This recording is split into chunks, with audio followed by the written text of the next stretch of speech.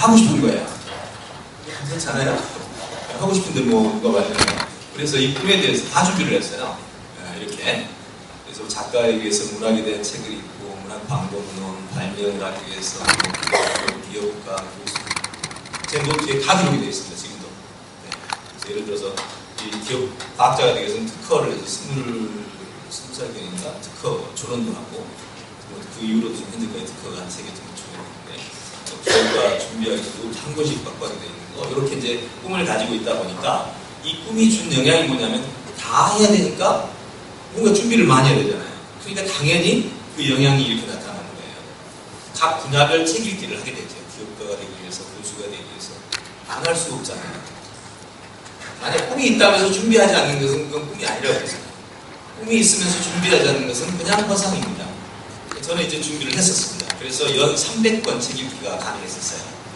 어떻게 하다 보니까 18, 21세 3년 사이에 연 300권이었으니까 근 3년에 1000여 권을 읽었는데 그게 그냥 무협지가 아니고 고전이었어요. 고전. 흔히 말하는 고전 리스트 있잖아요. 그렇게 책을 읽고 보니까 뭔가 달라지더라고요.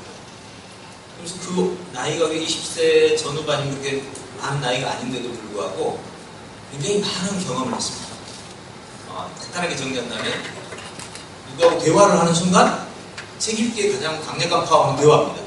대화 속에서 상대방이 가지고 있는 말에 덧붙여주거나 허점을 찾아낸다거나 그래서 대화 전체가 나의 주도형으로 갈 수밖에 없는 상황이 벌어지죠. 이런 일들을 많이 경험하게 됐죠. 제가 그때 당시 교회 다녔는데 21살 때 그때 담임 목사님이 정근을 하셨어요. 그러니까 이제 장로님이 설교를 하시는데 재미가 없었나 봐.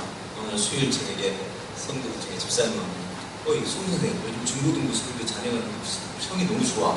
수요일 설교 한번 하면 어때? 이러니까 이제 다들 설교 재미없던데 주변에 오 좋네 이렇게 나오는 바람에 그다음에 수요일 설교를 맡았는데 앵콜이 나온 거예요. 주일날 저녁 하자고 하는데 또 했더니 또 앵콜 주일 낮. 아니 목사님 안 오시더라고. 그러다 보니까 계속 하게 된 아주 그런 경험이 있었습니다. 저에게 아주 중요한 경험이었어요. 지금에 돌아보면 제 인생을 세팅해준 그런 경험이었죠. 그 일 이후로 저는 책 읽기가 뭔지를 알았어요. 그때 이후로 저는 이렇게 정했습니다. 책 읽기는 내 속에 비어있는 머릿속에 위대한 인물들이 각각 방을 하나 차지하는 거죠. 내 머릿속에 방이 무척 많다는 거죠. 그래서 지금 어떤 얘기를 하면 지금 아인슈타인 나와서 얘기를 하는 거예요. 난 스피커더라고요. 근데 어느 날 내가 스피커로서 역할을 하는데 수천 명의 인물들이 내 입을 통해서 나가는 과정에서 어떤 일이 벌어지냐? 아인슈타인과 칸트가 만나는 거야. 나갈 때 그 음악도 나랑 똑같잖아요. 베토벤과 하다가 이거 하고 둘이 연결되면 이건 다 경험하자는 거고. 근데 문제는 이 방에 누가 들어있냐가 문제예요. 무협지 고수가 들어있으면 아무래도 이렇게 하게 되겠죠. 이렇게 해서 제 입에서 나가는 이야기에서 다르다는 사실을 느낀 거죠. 그 일 이후로 저는 책을 놓지 않았습니다.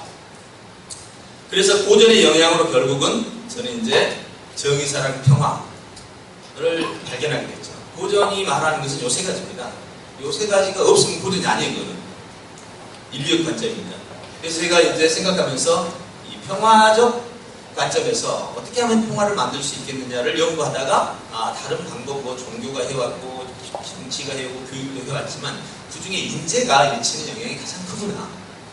세상을 변화시키는데. 그래서 인재를 선택하고 그때부터 인재 안에 투신을 했죠. 그러면서 인재를 길러내는 일에 지금까지 온 몸을 다 바치고 있습니다. 그래서 결국 뭐냐? 결과적으로 꿈이 내 삶을 변화시키려면 꿈하고 목표 사이에 뭐가 있냐면 과정이라는 게 있는데 이 과정에 다리가 존재해야 됩니다. 사다리에 다리가 이렇게 넓으면 못 올라가요. 다리가 정확하게 이렇게 놓여져야 되는데 이 다리가 정보입니다. 정보로부터 시작하고 그 다음에 체험으로 들어가죠. 아까 브리콜레의 인재는 책상 앞에서의 정보와 그 다음에 현장에서 체험인데 이 둘이 조화가 돼야 돼요. 최근에 이 트리키 기술이 재미난 스토리가 하나 있었습니다. 우리나라 손현재, 김연아 같은 선수들이 훈련하는 곳이 어디죠? 태릉 선수촌이죠? 예, 태릉 선수촌인데 선수촌의 선수들은 당장 메달을 따는 게 중요하지 공부하는 게 중요하지 않거든요. 책 읽고 공부하는 게. 그럼 거기 가서 트리키를 얘기하면 과연 먹힐까? 그날 먹혔습니다. 그래서 손장이 그럼 우리 선수 전체에게 1년 내내 트리키로 가르쳐달라. 그만 생각해요. 트리키는 지금 주로 지문을 가지고 공부하는 형태인데 왜 그걸 썼을까? 여러분 밖에서 잘못 들으신 분도 있을 겁니다. 트리키는 지문을 가지고 하는 게 아니라 정보를 가지고 하는 겁니다. 정보란 듣기 정보, 읽기 정보, 체험 정보가 있어요. 이 세 가지 정보가 네 개로 들어오는데 이 정보를 어떻게 엮어서 브리콜레리가 되는 거예요. 오늘 이경미 피아니스트 정말 놀랐어요. 피아노를 갖고 놀더라고요. 네, 진짜 저도 조금 피아노를 치는데 가지고 놀아요. 그걸 느끼거든요. 저 정도 가려면 저렇게 할 수 있으면 되잖아요. 그럼 간단합니다. 저렇게 할 수 있는 방법은 간단해. 하는 게 어렵지. 똑같이 하면 돼요. 틀렸나요? 똑같이 하면 돼요. 그게 답이에요. 그래서 모방을 창조의 전 단계로 합니다. 그래서 저는 생산적 독서 경험이란 바로 이런 거라고 봅니다. 저자별, 주제별 먼저 독서를 하고 그 다음에 이렇게 브리콜레리형 인재 현장에서 체험으로 되고 피아니스트 또는 손현재, 김연아 이런 사람들이 하는 그 행동을 그대로 할 수 있으면 나도 그 사람이죠. 그럼 오늘 이야기의 방향은 어디겠어요? 바로 그 사람들처럼 하는 기술이 되겠죠. 그걸 오늘 얘기를 나누게 되는데 오늘 이 책 읽기가 바로 꿈과 책 읽기가 저의 삶을 오늘 현장에 만들어냈다는 얘기를 하고 싶었습니다. 네, 아유, 제가 앞에서 그냥 여기서 독서를 할 수 있는 어떤 게 있나요? 오늘 얘기 네, 주제죠. 자, 저도 마찬가지고 여러분들은 아마 경험을 하실 거예요. 책을 많이 내가 변화를 주고 삶을 성공을 하고 변화 주려고 책을 많이 읽는데 전혀 삶의 변화도 안 되고 성공을 가지 못하더라.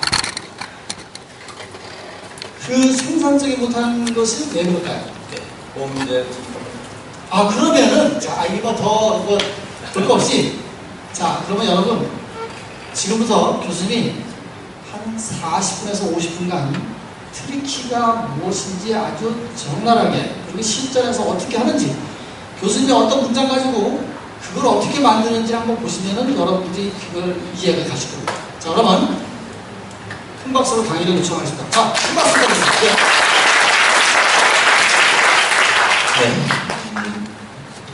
이 시간 여러분들에게 가슴 속에 어떤 한 점이 남아서 그 점이 성장해서 선이 되고 원이 되고 입체가 되는 그런 시간이 되었으면 합니다. 지금 나온 질문들은 사실 짜여진 각본이긴 하지만 이 각본 속에 제가 해야 될 말이 있죠. 다시 말해서 왜 독서가 생산을 못하는가? 제 20년의 질문이었습니다. 이 질문의 첫 시작은 이거였습니다. What is ability? 무엇이 능력인가? 그리고 능력은 어떻게 개발되는가? 그래서 능력을 대체하는 단어를 보니까 파워가 힘이더라고요. 이 힘을 만들어주는 요소가 있는데 인류의 역사에 딱 하나밖에 없습니다. 힘이라는 말을 붙였을 때 쓸 수 있는 말이 돈이 힘이다. 그 말씀 왠지 좀 그렇죠. 그 말로 이렇게 소리치고 다니실 거 돈이 힘이야. 권력 힘이야. 왠지 사람이 막 낮아지는 느낌이죠. 근데 이렇게 말하면 되죠. 아는 것이 이거는 낮아지지 않죠. 너무 아주 좋은 모두가 나눌 수 있는 그런 얘기죠. 현재 인류에 무엇이 힘이다 했을 때 아는 것이 힘이다 이 말을 대입할 수 있는 말 찾아보세요. 사랑이 힘이다 라고 할 수 있지만 왠지 잘 안 쓰는 단어입니다. 사랑은 힘이라는 개념보다는 권력, 힘보다는 사랑은 감동, 감화의 개념이지 힘이라는 개념은 아니에요. 힘이라는 유일한 단어가 아는 것이에요. 이렇게 인류 역사에 이런 단어가 있는데요. 왜 아는 것 이퀄 힘 관계가 안 될까?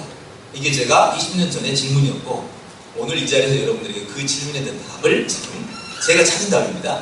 정답은 아니겠죠. 그 답을 좀 얘기하려고 합니다. 아는 것 이퀄 나리퀄. 지금 현재는 진짜 나리퀄. 왜 나리퀄인 줄 아세요? 교과서를 읽을 때와 책을 읽을 때는 굉장히 큰 차이가 있습니다. 자, 보십시오. 그래프를 이렇게 그려봅니다. 그럼 여기가 성장, 여기가 시간입니다. 교과서를 공부하면요, 그래프가 이렇게 나옵니다. 시간과 시간 대비 성장, 시간 대비 성장이 이렇게 나와요. 공부한 만큼 나옵니다. 근데 책 읽기는 어떤지 아세요? 똑같이 하는데도요, 책을 읽으면 성장이 이렇게 안 나옵니다. 이렇게 나옵니다. 이게 지금 현재 독서계의 그래프입니다. 이건 제가 얘기하는 게 아니고 모든 사람이 다 인정하는 거예요. 책을 읽으면 그래프가 이렇게 갑니다. 그러다 어느 날 이렇게 가고 이렇게 가, 이렇게. 무슨 일일까요? 모든 사람은 여기에 다 동의해버려요. 저는 이게 동의가 안 됐어요. 왜 그렇지? 왜 독서는 이렇게 하면, 왜 독서는 이렇게 안 가는 거지? 이렇게 가면 사람들이 바로 읽은 만큼 돈이 되거든요. 읽은 만큼 능력이 되거든요. 근데 이렇게 가면 아무 표시가 안 나는 거야. 여러분 자녀들 독서시도 시켜봤죠? 학원권에서 공부시키면 점수도 올라가고 뭐 아는 것 같이 보이는데 독서를 하면 이렇게 가요. 그러다 보니까 어떤 일이 벌어지냐? 가다가 다 지쳐. 보이지가 않아요. 다행히 이것을 이어가는 사람은 누구냐? 환경, 관계, 비전, 모임, 뭐 이런 것들 때문에 어쩔 수 없이 하다가 어느 날 이 현상이 빅뱅이라고 합니다. 이 현상은 왜 생기느냐? 이런 겁니다. 여러분 그 퍼즐을 맞추게 해봤죠? 퍼즐을 맞추다면 처음에 무슨 모양인지 몰라요. 처음에는 놓기가 매우 힘들죠. 하나하나 골라서 이 모양을 비교해서 놔야 돼요. 그런데 중간 넘어가서 모양이 딱 보여서 꾸락이네? 그 순간부터 요거 보면 이게 귀네. 귀 쪽으로 먼저 가죠. 거기서 위치 잡습니다. 마지막쯤 가면 여기 바빠요. 이게 바로 그 현상이에요. 처음에는 뭔지 몰라. 이렇게 가다가 어느 시점에 가면 막 뭐 보이기 시작해요. 지식이 연결되면서 하나의 그림이 나오기 시작해요. 그때 이때 빵 투표합니다. 그걸 보고 지식이 빅뱅 현상이에요. 보통 책을 많이 오래 읽어온 사람은 40대 정도는 그걸 경험합니다. 40대 경험이 안 됐다면 50대를 기다리십시오. 그거는 꼭 40대는 아닙니다. 20대 칸트는 15살에 박사학위 논문을 쓰고 디펜스를 다 했으니까 대단하죠. 에디슨도 마찬가지고요. 그러니까 충분히 독서를 통해서 거기까지 도달할 수 있는데 문제는 이 문제를 해결해야 되는 거죠. 지금까지 역사는 이렇게 왔습니다. 저는 이걸 지켰다는 거죠. 이렇게 갔다. 그걸 찾아냈습니다. 그리고 현재 우리 배우는 사람들이 그걸 경험을 하고 있죠. 자, 그 얘기를 오늘 진행을 할 텐데요. 자, 그럼 독서가 안 되는 요건이 바로 이 선결 조건이라고 했죠. 네. 선결 조건이, 자, 방금 제가 독서를 해서 그렇게 안 되는 이유는 방금 설명을 했습니다. 이 지식이 고리가 없다는 거죠. 이쪽 독서는. 교과서는 어떻게 되어 있나요? 식물에 의해 그럼 어떻게 되어 있죠? 식물의 의미, 식물의 특징, 식물의 기능. 여러분, 이거 다 한 사람이 개발한 건가요? 발견한 건가요? 아니죠. 수천 명이 역사적으로 개발한 걸 한 사람이 뒤에서 묶은 거거든요. 책은 어떻게 되어 있나요? 한 권만 논리적 체계가 있어요. 두 번째부터는 논리적 체계가 없습니다. 분리돼요. 이걸 누군가가 책 10권을 읽어서 논리적 체계를 갖추면 교과서에 넘어가는 거예요. 그럼 우리는 책 읽기를 해서 교과서로 넘어갈 수 있는 체계화를 못 시킨 거죠. 이걸 뭐 질서라고 합니다. 정보의 질서화라고 합니다. 정보의 질서를 만드는 과정, 이게 바로 능력이에요. 자, 제가 한 사례를 보여드릴까요? 이거는 인터넷 장면인데요. 여기 보시면 이 아래 보면 뭐가 이상한 글자들이 나옵니다. 이게 뭐죠? 요거하고 요건 어떤 관계예요?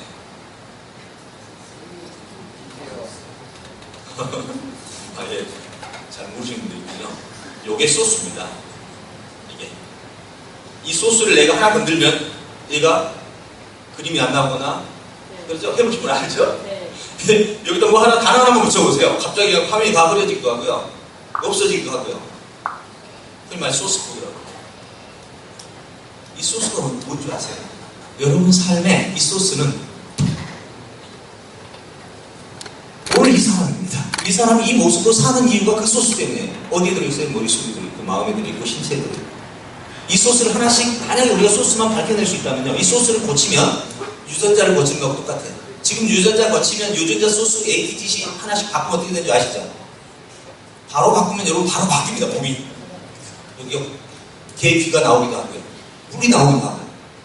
지금 여기다 그냥. 그게 생물학적 소스입니다. 그럼 생물학적 소스만 있겠어요? IT에는 프로그램 소스가 있잖아요. 지금 이것처럼. 그럼 우리 정신에는 무슨 소스가 있어요? 정신 소스. 지식이잖아요.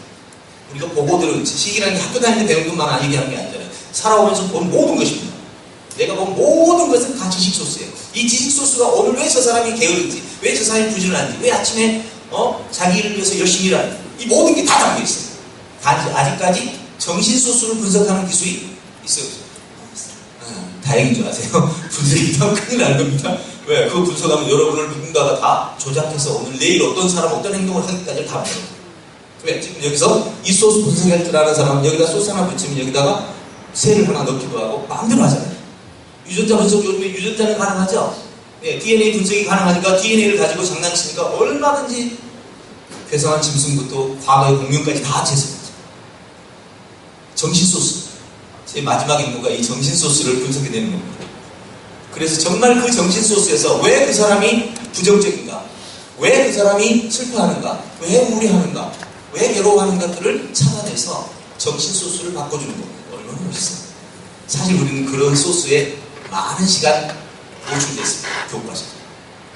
터키 가보니까 터키 국민들은 소스가 정확합니다. 미국 놈은 나쁜 놈. 서양에는 나쁜 놈. 북한 가면 더해요. 북한은 아주 심합니다. 그 소스 밑에서 정신이 채워진 이상 다음 얘기는 할 게 없습니다. 그럼 여러분의 행동은 어디서 나온 걸까요? 다시 한번 어디서 나왔어요? 정신 소스입니다. 더 이상 의문 걸지 마십시오. 생물학적 DNA 소스, IT의 소스, 정신의 소스, 단지 정신의 소스가 분석이 안 되다 보니까 어디서 어떻게 나오는지 모르는 거죠. 저는 이 사람들에게 늘 마음의 안타까움을 갖습니다. 인생에 있어서 부정적이고 불편하고 힘들고 어려운 삶을 사는 많은 사람들. 능력이 없는 사람은 지식의 소스가 부족할 거고, 감정이 불편한 사람은 감정의 정서 소스가 부족할 거고, 사람을 사랑하지 못하는 사람은 사랑의 소스가 부족한 거죠. 이 모든 일들이 바로 이 소스에서 그래요. 이 소스는요, 이렇게 질서정연하게 배열이 되면요, 이렇게, 이게 질서입니다. 이런 모습이 나옵니다. 근데 이 질서의 3코드만 빼가지고 다음 줄로 바꿔야, 재미나니 집에 가서 한번 해보세요. 이건 안 됩니다만은, 진짜 한번 해보시고 프로그램 하시면, 디자인 하시는 분들은 다 합니다. 여러분 머릿속에 있는 소스들을 개편할 수 있는 거. 저는 제가 생각하는 인재는 바로 이렇게 신이 우리에게 주는 이 소스들을 어떻게 개편할 것인가가 제 미션이죠. 바로 그 이야기가 제 오늘 이야기입니다. 그래서 저는 이 시간 먼저 뭐부터 정립해 드릴 거냐면 인재성이란 뭐냐. 여러분 산소가 뭔지 알아야 그 다음에 산소를 쓸 수 있죠. 산소가 뭔지 발견하는 사람에 의해서 우리는 산소를 지금 사용하고 있는 겁니다. 인재성이 뭔지를 알아야 인재성을 개발하죠. 그래서 인재성의 정의가 필요합니다. 20년 연구의 핵심이 바로 이거였습니다. 인재성이란 뭐냐? 자, 첫째, 크게 이 세 가지입니다. 꼭 기억해 주십시오. 오늘 집에 가시면 이거 꼭 붙여두시기 바랍니다. 이게 제가 20년 전에 꿈의 학교, 그러니까 꿈의 학교를 하기 전에 데센코 프로젝트라는 게 있습니다. 유럽에서 OECD에서 이 능력만 가지면 사회에 나가서 무조건 성공할 수 있다. 어떤 일이 있어도 성공할 수 있다. 그런 거 아세요 혹시? 이 능력만 가지고 있으면 무슨 일이 있어도 어디에 가든지 어떤 상황이 있든지 다른 사람보다 항상 더 잘하는 능력. 이것이 바로 유럽 OECD에서 만들어낸 표준 역량입니다. 요 세 가지 꼭 기억해 두십시오. 지적 역량, 관계 역량, 주도 역량. 그럼 주도성은 뭐예요? 리더십이에요. 주도성은 내가 뭔가를 스스로 하려고 하는 태도예요. 그건 어릴 때부터 형성이 됩니다. 부모가 억압적이고 명령 중심으로 하면 주도성이 없어집니다. 이거는 말 한마디로 되는 게 아니에요. 왜 너는 주도성이 없니? 이렇게 말하는 소용이 없어. 이거는 그냥 삶이 상황이 만들어낸 거지. 주도성 가져. 지금 주도적으로 해봐. 이게 아니거든요. 상황입니다. 그래서 바꾸기 힘들어요. 주도적 태도는 되게 바꾸기 힘들어요. 여러분 마음대로 되는 게 아닙니다. 여러분 집안 문화를 바꿔야 돼요. 이렇게 하면 바뀌어요. 간단합니다. 가게 갔다 올래? 가게 갔다 와. 아니, 가게 갔다 올래? 안 할래? 네가 선택해. 지금부터 그 말만 쓰면 주도성이 개발됩니다. 모든 네가 선택해. 한번 해보십시오. 아마 맥도를 알아서 발견됩니다. 근데 그게 제일 어려운 게 부모가 안 돼. 그죠? 부모가 안 돼. 모든 걸 선택하라고 말 못하거든요. 근데 이 모든 걸 선택하라고 할 때 또 문제가 하나 있어요. 위험한 것도 선택하라고 할 수 없잖아요. 그래서 거기에는 규칙이 있습니다. 정책과 선택이 있죠. 저는 초등학교 6학년 때 아이가 반항을 하더라고요. 그날 얘를 한번 혼을 내주려고 각오를 하고 집에 돌아가다가 문득 아이가 드디어 자기 의사결정을 하기 시작했구나. 이건 기쁜 일이지. 아주 기쁜 일이야. 근데 집에 돌아가서 내가 오늘 네가 반한 거에 대해서 아주 기쁘게 생각한다. 그리고 그렇지만 이제부터는 네가 하고 싶은 일과 내가 시켜야 될 일이 나눠진다. 군대 갈 거 네가 하고 싶은 일 할래? 아니죠. 세상에는 해야 할 일이 있고 선택할 일이 있는데 오늘 그걸 잡아주겠다. 이 부분에서 해야 할 일만 지키면 나머지는 네가 다 선택해라. 선택에 관해서는 무조건은 없다. 대신에 합의다. 그래서 토론을 통해서 최종 결정한다. 아빠 말이 맞으면 너는 무릎 꿇어라. 네 말이 맞으면 나는 내가 너를 따르겠다. 이렇게 해서 첫 세 가지는 정직할 것, 남과 싸우지 말 것, 그 다음에 사랑할 것. 이 세 가지만 제시하고 나머지는 전부 합의했습니다. 합의하면 내가 이게 항상 토론하면 내가 이기죠. 근데 어느 시간 지나갔는데 내가 지기 시작합니다. 어느 순간부터는 아빠의 그 패턴이 너무 고정되어 있다 보니까 지더라고. 그게 한 20살쯤 왔었어요. 그러면서 그때부터 지금 이제 아이가 거의 결정하죠. 바로 이것이 우리가 갖춰져야 될 이 주도성의 역량인데, 주도적인 태도라는 것은 기획력이 아주 중요합니다. 머릿속으로 생각할 수 있어야 돼요. 두 번째 관계 역량은요, 감성과 지력이 통합된 겁니다. 감성이라는 말은 슬픔도 고통도 외로움도 있어 봐야 감성이 개발되죠. 이건 사람 속에 살면 당연히 개발돼요. 이 감성이. 사람 속에 살면 보세요. 여기 셋이 치는데 요 둘이만 치네. 그럼 바로 외로워지잖아요. 소외당한 느낌이 들잖아요. 이거 사회 속에 들어가면 다 느끼는 거예요. 그런 경우 없을 수가 없어. 사람끼리 살면 다 생깁니다. 슬픔, 고통, 외로움 다 생겨요. 사람 속에 살면 이 감성은 그냥 개발돼요. 그 다음에 지력인데 지적은 여기서 개발되죠. 재밌는 사실을 보면 이 지적 역량이 여기에 다 개입됐다는 거예요. 기획하려면 뭐가 있어야 되죠?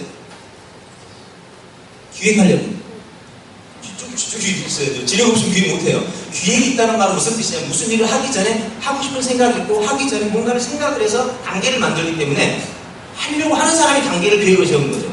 그래서 계획을 하는 사람은 대부분 다 주도적입니다.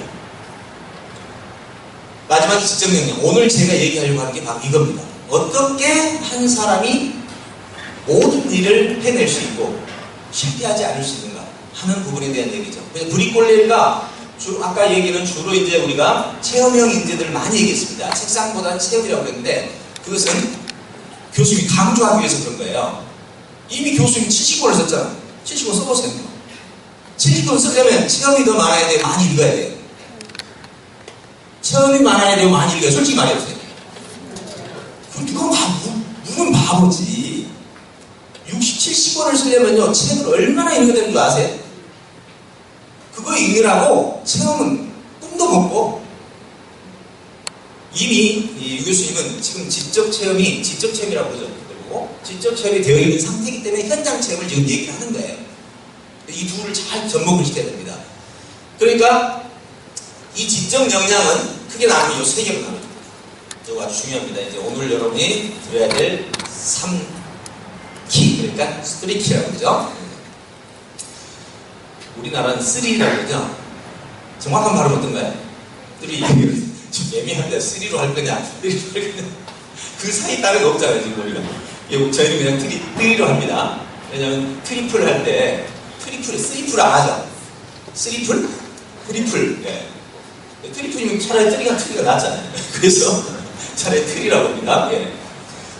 그래서 이 세 가지 바로 트리키입니다. 트리키는 정보, 사고, 표현력인데 여러분의 삶을 결정할 요소입니다. 왜? 컴퓨터의 능력은 이 세 가지로 결정되거든요. 입력, 그 다음 처리, 그 다음 출력. 요 세 가지 중에 하나만 고장나면, 잘 생각해보세요. 하나만 고장나면 그냥 공장으로 가든지 기능 중지입니다. 인간도 인지과학이라고 할 때는 인간을 컴퓨터 이 세 가지 요체로 봅니다. 인간은 컴퓨터보다 더 복잡한 존재이기 때문에 마음 요소와 신체 요소까지 다 있죠. 물론 컴퓨터 하드웨어라는 게 있습니다. 근데 마음까지 말하기 좀 어렵죠. 인간은 이 세 가지에 몽땅 묶어서 마음이 포함되어 있어요. 그래서 마음이 총 지휘를 하죠. 이 마음은 주로 주도성과 굉장히 깊은 관계가 있어요. 주도적인 태도가 이 모든 것이 합쳐져서 주도적인 태도를 만들고 뭔가를 할 의지를 만들어요. 그러니까 의지가 없다면 즉 의욕. 할 의욕이 없다면 죽는 겁니다. 살아있다면요 의욕이 생깁니다. 이유는 뭐죠? 유전자 하나하나가 살고 싶어요. 유전자 하나하나가 너무너무 살고 싶어 하기 때문에 의욕이 생기는 겁니다. 그래서 이 세 가지는 입력, 처리, 출력입니다. 그 중에 하나만 고장나면 문제가 발생하죠. 아니, 문제가 아니에요. 이거는 그냥 존재가 없어집니다. 정보가 없어지면 식물인간이죠. 아무것도 못 받아들여요. 사고가 없어지면 뭐 어떤 상태입니까? 이게? 네. 사고가 없어지면 인간이 아닙니다. 모양만 인간이지. 늑대 인간을 인간으로 할 거냐라는 많은 고민들이 있어 왔습니다. 물론 우리가 인간으로 대우는 하지만 인간적인 삶을 못 산다는 거죠. 표현이 없으면 자폐합니다. 그러니까 이 셋 중에 하나가 없어지면 존재가 없어진다고 보시면 돼요. 인간으로서의 존재가 없어집니다. 그 중에 인간은 나는 생각한다, 보러 존재한다. 그게 바로 이겁니다. 결국 철학자들은 사고를 존재로 부각을 시켜버린 거죠. 인간과 동물의 차이점은 여기서부터 시작됩니다. 이렇게 본 겁니다. 자, 그래서 이것이 뛰어나면 이것과 이것이 잡힙니다. 근데 공부를 하는 과정에서 우리가 성장을 하는 과정에서 어떤 실수를 범하느냐면 사고를 개발하는 것이 아니라 정보를 개발해요. 여러분 공부할 때 지금 암기합니까? 사고합니까? 암기를 하거든요. 그러면 이미 우리는 2단계를 못 넘어갑니다. 2단계를. 여기서 우리가 지금 고민하는 성장의 한계가 오는 겁니다. 자, 이 문제를 풀어가기 위해서 이 모든 요소의 핵심은 결국 사고에 결정됩니다.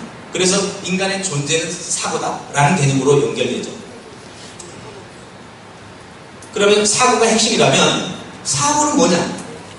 사고가 핵심이라면 사고는 뭐냐? 이거 오늘 아주 중요한 내용입니다.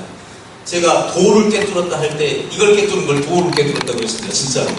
어떤 사람은 책에다가 그걸 기록해 놨더라고요. 난 도를 깨달았다. 그래서 그 책을 읽어봤더니 요거 깨달았다. 그래서 제가 이거에 대한 연구를 계속 좀 했더니요. 사실 분석종합이라고 말하면 많은 사람이 알고 있는 단어지만 이것이 그렇게 가치 있는 건 잘 모릅니다. 분석과 종합이 왜 도냐면 먼저 선배들의 예를 좀 들겠습니다. 데카르트는 1400년 인물이고요. 그 다음에 칸트는 1800년 인물입니다. 데카르트가 쓴 책 중에 하나가 방법서설이라는 게 있어요. 그 말들은 무슨 말인지 하나 몰라요. 이걸 좀 설명해 놓은 말로 들으면 이겁니다. 인간이 자기의 정신을 활용해서 우주의 진리를 깨닫는 기술. 괜찮은 책이에요. 이게 방법서설. 꼭 가서 읽어보세요. 그런 좋은 기술이 있다는 거 아셨어요?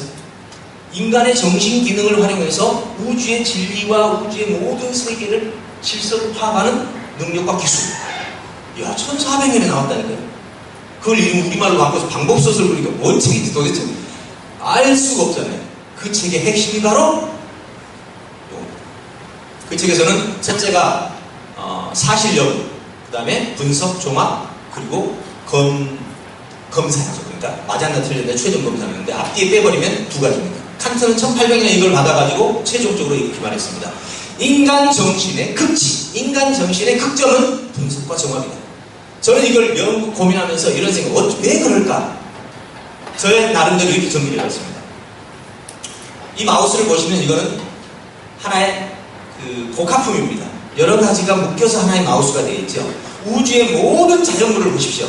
원자 단위로 존재하는 게 있어요? 없어요. 우리 안에 보이는 모든 것은, 우리 눈에 보이는 모든 것은 다 원자 단위로 존재하는 것이 아니라 지금 이렇게 원자들이 묶여서 존재합니다. 그렇다면 인간이 원자 단위까지 보면서 나노 기술이 탄생하고 우주를 이렇게 자연을 다스릴 수 있는 어떤 역량을 갖게 됐는데 나무 하나를 보십시다. 나무 하나를 여러분이 이해하려고 합니다. 그럼 어떻게 합니까? 먼저 나눠야 됩니다. 쪼갭니다. 어디까지? 세포까지 나오고 세포를 쪼개면 다시 세포에서 분자 구조죠. 분자에서 더 쪼개면 원자가 나오죠. 결국 생물학에서 넘어가면 물리학이 나옵니다. 결국 원자까지 쪼개니까 뭐가 나오죠? 원자 핵하고 전자가 나옵니다. 원자 핵을 쪼개니까 뭐가 나오죠? 원자 핵을 쪼개니까 원자 핵 속에는 중성자, 양성자가 들어있죠. 다시 쪼개니까 그 속에는 초입자가 나옵니다. 쪼개고 나서야 인간은 자연세계를 이해한 거예요. 이걸 뭐 분석이요. 심리학 분석, 혈액 분석, 머리칼 분석 다 분석 기술 하나만 있으면 평생 먹고 삽니다. 아예 알았지? 너 뭐 분석할 줄 아니? 얘들은 분석할 줄을 몰라요. 아니, 재능이 없는 사람은 분석력이 없다는 거예요. 뭔가 하나만 분석했는데 나만 분석할 수 있어. 이런 거. 눈동자를 보고 사람의 생각을 다 분석해낸다. 홍치학이라고 그러네. 이렇게 뭔가를 보고 분석해낼 수 있는 능력을 우리는 이런 사고력의 분석력이다. 그리고 분석했으면 쪼갠 거를 원자 단위를 다시 종합하는 거 있죠. 나누기술은 어떻게 합니까? 원자를 핀셋으로 집어가지고 하나씩 하나씩 모아가지고 글자를 씁니다. 원자를 가지고 글자를 써낸다니까요? 그게 나누기술 아닙니까? 그럼 원자를 가지고 묶어가지고 현재 같은 말도 안 되는 수준의 기술을 지금 만들어내고 있습니다. 이게 조합이에요.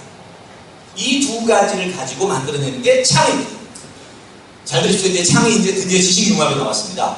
지식융합이 일어나기 위해서는 두 가지가 있습니다. 하나는 우연, 하나는 기술. 우연은 이런 겁니다. 책 읽다가 보니까 떠올랐어. 우리가 로또 개념으로 봅니다. 떠오르라고 기다리면 안 나와. 근데 여러분 혹시 나는 지금부터 뭔가를 떠올리고 싶어 하면서 절차에 따라서 탁탁탁 하니까 마지막에 떠올랐어. 그런 기술이 있다는 거.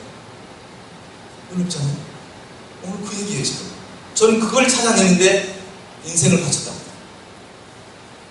이게 가능한 거죠. 너무나 단순한 곳에서 그것을 찾게 됐죠. 그래서 그 작업을 오늘 같이 해나가도록 합시다. 자, 그래서 사고력이란 결국은 이렇게 됩니다. 지적 역량 개발, 문제 해결, 관계 역량 개발, 필요의 인식, 주도 역량 개발, 기획적 사고, 다 사고예요. 사고가 존재하지만 않으면, 자, 한번 여러분 어떤 걸 원합니까? 생각할 수 있는 능력은 없지만 감성이 뛰어난 사람 선택해. 장애인이죠. 근데 이런 말 어때요? 감성은 없지만 사고가 뛰어난 사람. 그것도 좀 했지? 요즘 현대 정세에 안 맞죠? 그런데 이건 존재합니다. 사고가 뛰어나면서 감성이 존재하지 않는 경우는 존재하지 않습니다. 그건 말일 뿐입니다. 어떻게 생각이 뛰어난 사람이 어떻게 상대방의 감성을 못 읽어낸다? 생각이 뛰어난데 감성을 못 읽어내? 그건 생각이 없는 거죠. 상대방의 슬픈 여러분 한번 분석해 보십시오. 시기인지 질투인지, 외로움인지 슬픔인지. 심리학에서 심리학자들은요, 이 사람이 외로운지 슬픈지를 분석해냅니다. 보통 사람은 그게 잘 분석을 못해. 사고란 이 모든 걸 통합해줘요. 자, 그래서 20년간 연구의 핵심이 바로 사고였습니다. 그 사고를 정리해보면 일반적 인지 방식이 있고 트리키 인지 방식이 있는데, 자, 잘 보십시오. 여러분이 지금 현재 인지하는 방식은요, 암기식입니다. 암기식이란 말은요, 이제부터 그 결과들이 한번 나올 겁니다. 사례를 한번 먼저 보여드리고, 그리고 오늘 들어가도록 하겠습니다. 자, 이거 한번 읽어보세요. 자, 지금 여기 저를 잠깐 보세요. 이거 보면 이거 머릿속에 들어올 거니까. 저를 보세요. 여러분이 살아있다는 걸 입증할 수 있는 것은요, 가장 먼저 이 세 가지밖에 없습니다. 내 말을 들을 수 있는 것. 살아있습니다. 들은데 무슨 소리인지 모르겠다. 그럼 내가 외국어로 하는 거, 아니면 아직 어려서 못 알아듣는 거, 아니면 그 사람이 죽어있는 거. 근데 정상적으로 성인이라면 지금 뭐라고 쓰게 될까요? 죽어있지 않으면 내 말을 이해 못할 수 있는 거죠. 두 번째 방식은 글을 보여줬을 때 지금 글을 보고 이해할 수 있는, 그것도 똑같습니다. 그래서 글과 말, 이 두 가지가 우리에게 들어오는 정보의 통로입니다. 세 번째가 유일하게 이제 이 글과 말과 다른 건데요, 체험입니다. 인간이 살아있다는 이 세 가지가 작동이 돼야 돼요. 이 세 가지가 작동이 안 되면 거기에는 장애라는 말을 듣게 됩니다. 체험을 못 느낀다는 건 완전 장애죠. 지금 현재 누구죠? 삼감 장애, 아주 위대한 역사를 남겼던 삼중고. 헬렌 켈러. 네, 헬렌 켈러. 헬렌 켈러는 삼중고 상태에서도 정말 위대한 일을 해냈습니다. 그렇게 본다면 삼중고에서도 헬렌 켈러가 그런 일을 했던 이유는 뭐죠? 뭐가 살아있기 때문에? 체험력, 촉각이 살아있기 때문에, 체험이 살아있기 때문에, 체험할 수 있다는 거예요. 듣기도 안 되고, 보기도 안 되고, 말하기도 안 되고. 그러면 앞에 말한 말과 글이 사라졌음에도 불구하고 마지막에 살아있는 이 체험 능력이 그의 위대함을 만들어냈거든요. 체험력 하나만 있어도 된다는 거야. 한 분이 여기 오셨네요. 김지구 선생님. 그런 질문을 했어요. 징기스칸은 당시 글도 없고 책도 없는 시대에 살았는데 어떻게 로마보다 더 큰 인류의 가장 최대의 제국을 경영할 수 있었느냐. 그러면서 하는 말 뒤에다 이거 어떻게 답변하는지 보고 싶다. 그 뒤에 정말 궁금하잖아요.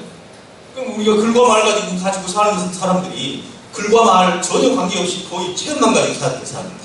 그게 바로 상황 분석 능력. 오늘 이제 제가 이 부분을 왜 선수촌에서 이걸 받아들였는지 바로 그 답이었습니다. 상황 분석. 지금 우리 이경미 피아니스트님의 모습과 똑같이 되고 싶다. 책과 글, 강의를 많이 듣고 글을 많이 읽으면 절대로 안 됩니다. 이 모양이 안 나와. 딱 한 가지밖에 없어요. 이경미 선생님이 하고 있는 모든 상황, 태도, 기술, 손, 액션, 시선 모든 것을 따라서 하십시오. 그 시간이 좀 걸리겠죠. 그럼 또 걸리죠. 맞죠? 이걸 보고 상황 분석력이라고. 그래서 사실은 인간에게 들어오는 세 가지 통로, 다시 한번 얘기합니다. 말, 제일 많이 쓰죠. 글, 그 다음에 상황. 이 세 가지가 우리에게 들어오는데요. 여기는 굉장히 큰 차이가 있어요. 말과 글과 상황은 어떤 차이가 있냐면, 보세요. 지금 제가 말하는 거 듣고 있죠? 제 말 이해가죠? 네. 이해갔다는 말은 내가 뭔가를 하려고 하는 주제가 있다는 거예요. 글을 내가 줬어도 이해됐다면 이해됐죠. 그게 주제가 있는 거죠. 그럼 글과 말은 왜 그러느냐? 내가 말을 하는 화자, 말을 하는 저자가 있어요. 근데 글과 말을 할 때 이 말을 하는 화자나 저자는 무엇을 보고 글과 말을 할까요? 상황을 보죠. 여러분은 상황을 보지 않고 학생들도 정말 우리나라 교육은 정말 그래요. 얘들은 상황을 보지 않아요. 16년 내내 남이 해놓은 글과 말만 본다고. 이런 교육이 있어요. 이게 정말 아이들의 능력을 다 사장시키는 겁니다. 사회에 나가면 보세요. 공부하고 사회 딱 나왔으면 회사 딱 들어갔다 생각. 자네 마케팅부에 들어왔지. 우리 회사 마케팅 문제로 인해서 매출이 떨어지고 있네. 문제를 분석해서 해결책을 제시하네. 그게 시험이네. 여기 글이 있어요. 여기 말이 있어요. 회사는 그냥 상황만 전체일 뿐이에요. 물론 과거 데이터는 있겠죠. 그렇지만 그 상황은 그냥 상황일 뿐이야. 누가 주제를 준 것도 없어. 세상도 원인을 몰라. 글은 뭐가 있다고요? 글에는 뭐가 있다고요? 속에? 주제가 있다니까? 답이 있다고. 글 속에는 예를 들어서 삼성의 문제 분석해가지고 문제 분석한 사람 글을 딱 써놨어. 뭐만 잘 파악하면 돼. 주제만 잘 파악. 삼성 문제는 이거구나. 그래서 이 문제의 원인을 찾으면 이거구나. 다 있네. 이게 없어. 그리고 삼성 문제를 찾으래. 어디가 있어? 없어. 느낌이 와요 지금? 그럼 세상에 능력 있는 것은 글과 말을 잘하는 거예요? 상황을 잘 분석하는 거예요? 근데 학생이 내 16년 동안 그렇게 하고 있으면 뭔 짓이에요? 오늘부터 좀 뭐 좀 해보자. 저는 그랬어요. 이 상황까지 제가 이걸 발견하기까지 정말 많은 시간이 걸린 거죠. 저도 처음부터 이걸 안 게 아니거든요. 너무너무 중요한 이 상황을 다 놓쳐버린 거야. 교육 안에 없어, 상황 자체가. 자, 요즘 체험학습이라는 거 들어볼래요? 체험학습 하러 갔습니다. 재미있죠? 재밌으면 좋아해. 그걸로 보셔. 그치, 너도. 재밌으면 좋아. 사실 체험을 했으면요, 체험한 그 상황을 자기가 분석해서 제일 먼저 보고서를 씁니다. 자, 한번 볼까요? 잘 들어보세요. 무엇이 능력인지. 회사 차원이 입사를 했는데 이번에 부산에 5,000평 건물을 짓고 있으니까 가서 상황을 보고 보고 제출. 가서 보고서를 제출하는데 현재 상황이 어떤 상황이냐.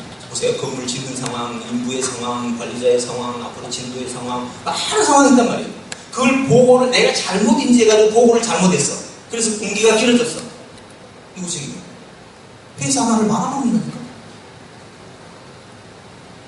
책 읽기야 읽고 주제가 들어있어. 답이 항상 들어있는 거야, 항상. 이렇게 중요한 상황을 보고도 할 줄 몰라. 그래서 보고서를 딱 들은 사장이 보고서만 보고 하는 거죠, 어떻게. 그래서 이 사람 믿는 거지. 이 사람 보고를 잘했다고 믿을 거 아니에요. 이 보고서를 보니까 지금 경기가 길어지겠네. 그럼 예산 좀 100억 더 투입해. 그래서 문제가 해결된 거죠. 그래서 사장이 이렇게 말합니다. 문제가 있네. 그럼 100억을 더 투입해. 제안입니다. 이 제안을 누가 할까요? 보고서 쓴 사람이 보고서를 다 정리하고 마지막에 뭐 넣죠? 현재